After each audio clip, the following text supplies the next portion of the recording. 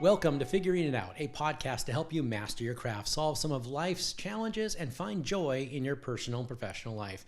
My name is Kevin England. I am a proud father, a lifelong entrepreneur, and the CEO of Amazon, a digital marketing, advertising, and media agency in Southern California, serving clients worldwide. In each episode, we'll share heartfelt stories and practical advice from myself and other amazing guest speakers. So let's dive right in and figure it out together. So before we start, though, I wanted to notice our surroundings. They have changed. Before, in the last few episodes, I was shooting directly from my desk, and we decided to, put together a little office space that was a conference room.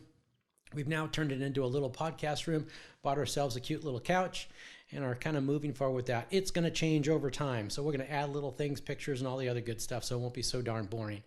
Anyways, here's our new space. In my last episode, I introduced you to a new element called the Move Your Feet moment. I challenged you to take one or more actions that we discussed relating to company culture and report back. And since I want this show to be like collaborative and a learning experience between both you and myself, I promised that I would do the same thing, and we did. So I want to start this episode by reflecting on our experience. One of the areas that we talked about in the last episode, which was how to create an amazing company culture, was about having fun together. And remember, that was just one of the many things that we discussed, but that's what we chose. And the reason why is because this year especially, people have felt more disconnected than ever before and really need the experience that bonds us to each other. So last Friday, we shut down our office at 1 o'clock in the afternoon. We catered lunch for the entire staff. And during the lunch, we surprised them with a bonding experience, a team bonding experience. It was a scavenger hunt. Our HR manager and our marketing manager got together and had already done the work by separating our staff into different teams. They put together about 20 different quests. They used this really cool online application as like a point system. And then they set a time frame of about 2 hours for everybody to complete everything on the list. The winners, of course, were going to receive prizes based on different categories, which made it a little bit more extra fun.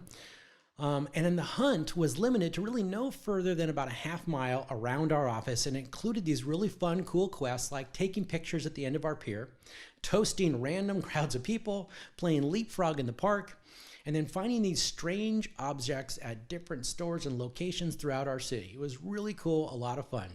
I got to tell you, and I hear the team as they're returning, they're coming up the stairs, they're out of breath, and they're literally laughing hysterically. The cool thing for me, not only that, was that I also got to watch their antics via the app, through like pictures and video, and it was just a lot of fun to be able to watch. I also felt this sense of pride, knowing that our company was able to facilitate these memorable experiences and moments for adult workers that kind of brought out the kid in all of us. And it's times like these and events like these that cultivate relationships between employees and help to enhance collaboration and communication, which is something that's extremely important in any organization. All right, that was my experience. I hope to hear a little bit more about yours. Now, let's move on to today's topic.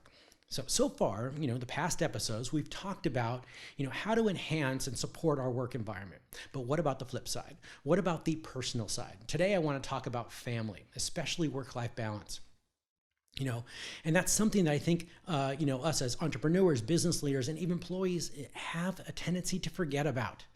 And it's so easy to do that, especially in today's world where we're working from home in most cases. And in fact, since March 2020, 50% of Americans are now basically looking at their home as their full-time office space. And if you talk about how we're blurring work and family together, well, this is it. This is the time. It's happening all over the place.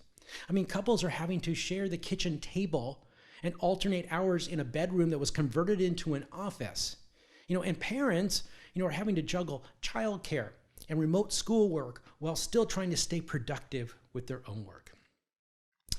Bloomberg says that this pandemic has almost obliterated the work-life balance. And then there was a study by Paychex, that payroll company, that found that 42% of employees with children are burnt out trying to balance careers and childcare.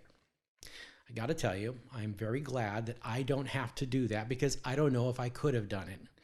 what you are dealing with having to balance childcare and being home with the kids as well as work, it's truly a challenge. And I feel for each of you that might have to be doing that. So what does this really all mean? Well, it means that we need balance more than ever before. But we also need a new way, to look and to view our personal versus our professional lives. And I can tell you this from firsthand experience as I went through this process as I've grown a multitude of different businesses.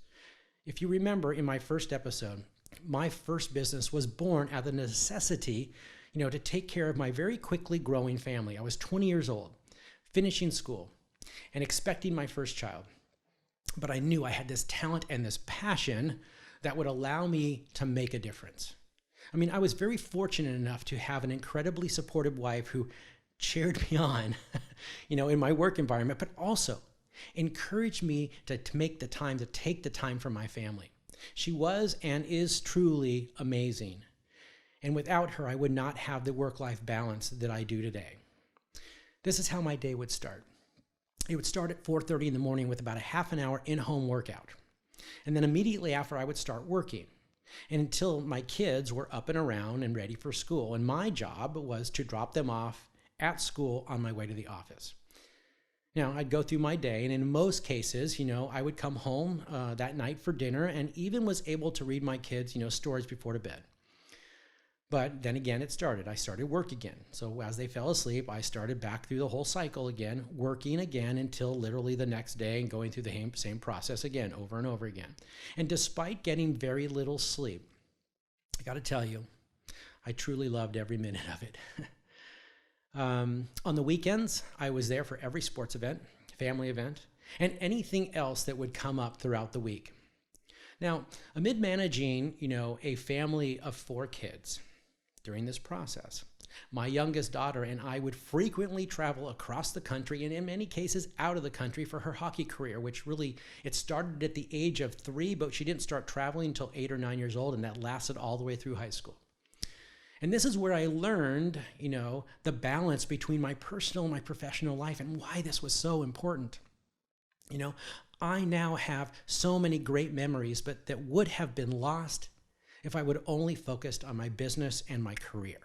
So today, what I want to do is I want to share with you my advice on how you can create your ideal balance. So as we fast forward to today, I have helped to raise 4 incredible children. I have founded multiple successful businesses and helped hundreds, thousands of companies grow. And I'm still working those long hours with the same goals and passion that I began my journey with so many years ago. So the question we have to ask ourselves is, how do we as entrepreneurs, leaders, and career-focused individuals find the ideal balance between our personal and our professional lives? Well, the first thing I want you to do is I want you to stare down and eliminate the false belief that it can't be done, and that you can't have a balance between your work and your life without actually sacrificing one or the other. And there's a lot of thinking out there that basically suggests that. And in my opinion, it's just not true. And there's a theory, and this theory is called the 4 burners theory, for example. And it asks you to imagine your life as a gas stove with 4 burners. Burner number 1 is your family. Number 2 is your friends. Number 3 is your health and well-being. And number 4 is work. All right, so here's the catch. It all says that in order to be successful, you have to turn off 1 burner. And to be really successful, you have to turn off 2. Okay, I find that to be ridiculous. You do not have to sacrifice your family, your friends, your health and well-being in order to pursue your passion and to support your work environment. Sure, you might have to focus on 1 burner over the other one given day or time, but your job as a emotionally healthy, responsible human being in business and in life is to keep all those burners going. And the way to do that is to have some of them on high. We'll use the theory, right? Some on high, some on medium, and some on simmer. But nevertheless, they're all still going, right? So how do we do this? How do we do that? Well, what's the alternative to the 4 burners theory? Well, I'm going to call it the FEELS framework. Don't try to Google it because I just made it up. It's FEELS. All right. Okay, so the F in the feels framework is first, find your fuel. What motivates you to work those long hours every day? Well, for many of us, including myself, it's my family. They are the reason for getting up every morning, working those long hours, and then coming home at night to be with them. Your family, whether you have children or not, are the people that also often know you the best. They will lift you up on the days when you're exhausted and face those challenges of work and business ownership, if that's your situation, or for those of you who are just extremely career-oriented. My family has watched me work so hard. And because I have valued their support and have made them a priority in my life, they have been extremely supportive. Again, find your fuel. It will propel you through the good times and the bad times. It did for me. The E in the feels framework is engage and learn. Another reason why I totally disagree, with trying to keep your personal and your professional lives or work lives separate is that I'm constantly amazed how much I have learned from my wife and my kids. And even now, as my children are adults, they push me to be the best that I can be. And when I fall short, and sometimes I do, they have no problem in telling me. So I would really suggest that you share your successes, your frustrations, and your ventures with the people who will support you the most, because it will be an emotionally wonderful situation. Having those conversations also with your family can give you even a new, perspective on some type of situation that might be happening in your work environment. And it will help you to step outside, what it means to just be the manager, the leader, or the boss. Okay. The second E is eliminate distance. You guys are probably laughing, what do you mean? The bedroom to the kitchen table. There's not a lot of distance there. I get it. But the world's going to change a little bit. We are going to go back to somewhat of a normal type of environment.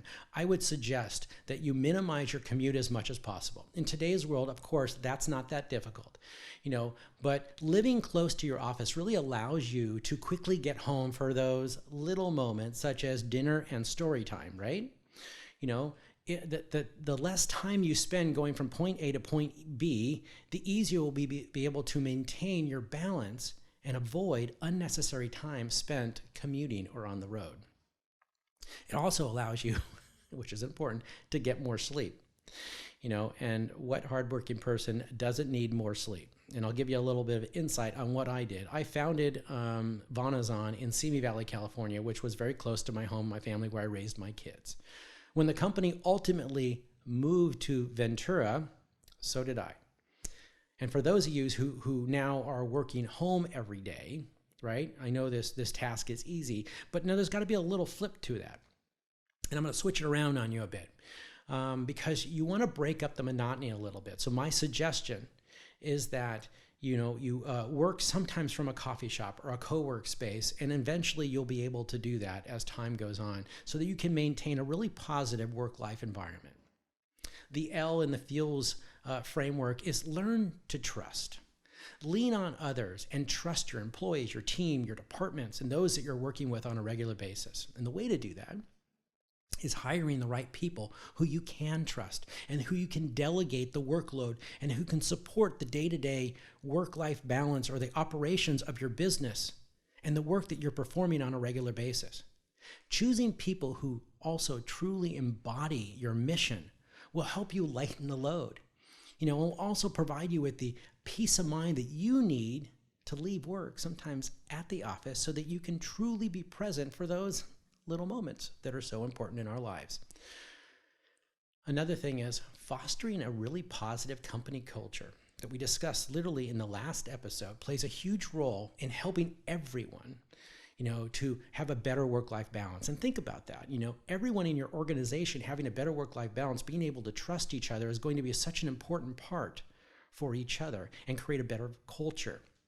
If you create that culture, it's going to promote trust, communication, collaboration, and it'll allow you to delegate with confidence and allow your team to delegate to each other with confidence when things actually do get overwhelming, and they do depending on the situation that you're dealing with.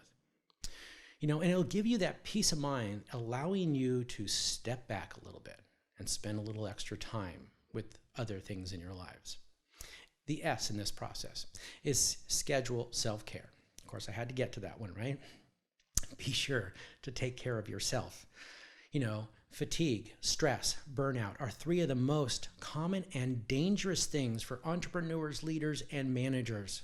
You have to check in with yourself regularly, because that's an incredibly important thing to do. Prioritize time for yourself and things that you absolutely love to do. So over the years, just to give you some insight, I've developed this passion for woodworking. This hobby gives me this channel to push out stress and frustrations, and it gives me this great way to make something and be creative in my own way. It's so cool just to pop in the headphones and just, zone out on being creative and making something, and it really helps me to eliminate stress in my environment.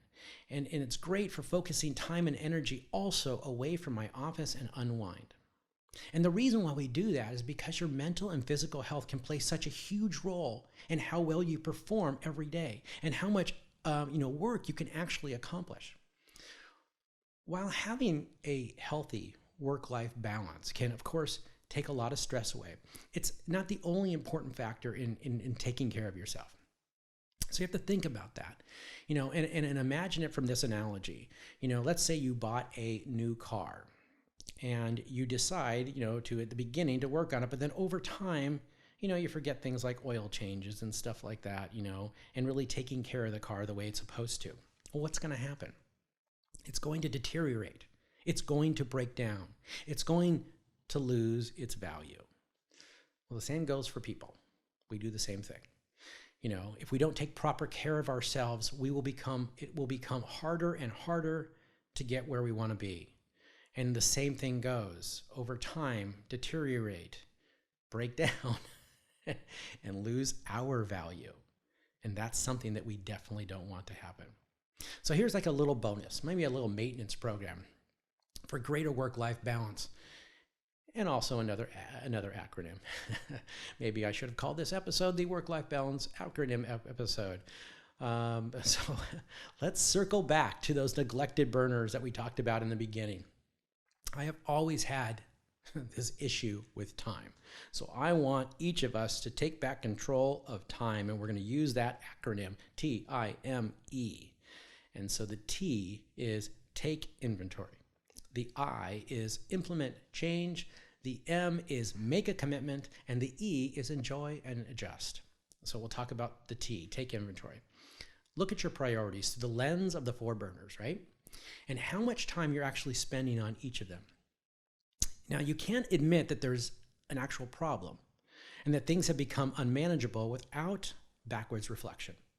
So you want to review your calendar of the last month and write it all down. Now, for me, it's all in Outlook. I have added some of my personal tasks, many of my personal tasks through that and also through my mobile device, but many people write these things down, and whatever works for you, do that. You will be surprised as you look back at where the balance of your time actually really goes. If you feel there's a misalignment, and you probably will, you'll have to reallocate your time to whatever burner, right? You decide actually needs your attention. And then this is where the I comes in, implement change. Now set aside, that these blocks of time based on the 4 burners. And let me kind of reiterate those 4 burners. Remember, that's family, friends, health and well-being, and work. So whatever areas you feel need more attention, so what you've done is you've now taken your time over the last month, you've bucketized that information, you put them under, I don't care if you use an Excel spreadsheet or what you're going to do, but do that. And then now, for the next month, stick these things on your calendar for the next month. Things like spending one-on-one time with a significant other or a child, or exercising, hobbies, how about just like a simple lunch date with a friend, those types of things, put them onto your calendar and schedule them. Keep in mind that your mental and physical health can play such a huge role in how you perform and how well you can accomplish so many of these different tasks. I do this, so just want to give you some insight, and don't judge me for it. I have to schedule time to call my dad once a week. I don't know if he knows that. Maybe now he does. But that's okay, because if I didn't schedule the time, I wouldn't call him. But when I do call him, it's a great experience for both of us and allows us to stay connected on a weekly basis. So these are the kinds of things that I would suggest you put in your calendar so that you make time for some of those really important things. The M in the time analogy is to make a commitment. Make a commitment to yourself, because there's going to be setbacks. There's going to be time when you lose motivation, and that's okay. Trust me, I've been there. In fact, I think I'm there right now. I haven't worked out, insight, I haven't worked out regularly for over a year. And I think I've literally packed on the COVID-19, and it's not the virus, it's the 19 pounds of staying stagnant for the last 8 months. I feel like I need to turn on one of those burners and sit on it so it lights a fire under, you get the picture, right? All right. So one way to push through these times is to make a commitment to yourself. And then here's this, share it with somebody else. Share it with a friend, share it with a significant other. Because when we share it with other people, we feel now a bigger responsibility to not let them down. And also, they will help to encourage us and support us in the tasks that we're trying to accomplish. And then lastly, the E, enjoy and adjust. At the end of each month, take stock of all the positive things and moments that you've experienced by reprioritizing your time based on those 4 different burners. And now I want you to write down the feelings, the emotions, and what you actually have gone through. And be sure to include all the great things that you felt. Did you feel optimistic, energized, hopeful, excited? How did you feel throughout that process? And take note of even the tiniest little changes, as you've achieved that ideal balance for yourself. Okay, so as we wrap up, I think I've given you a lot of information to consume. But again, we have one of these move your feet moments. And this is where I want you to, challenge you to carry out one of these ideas and report back. I think this is super important, and I'm going to do the same thing.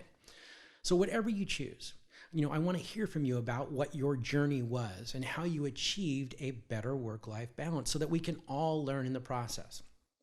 So until next time, remember that you're not alone.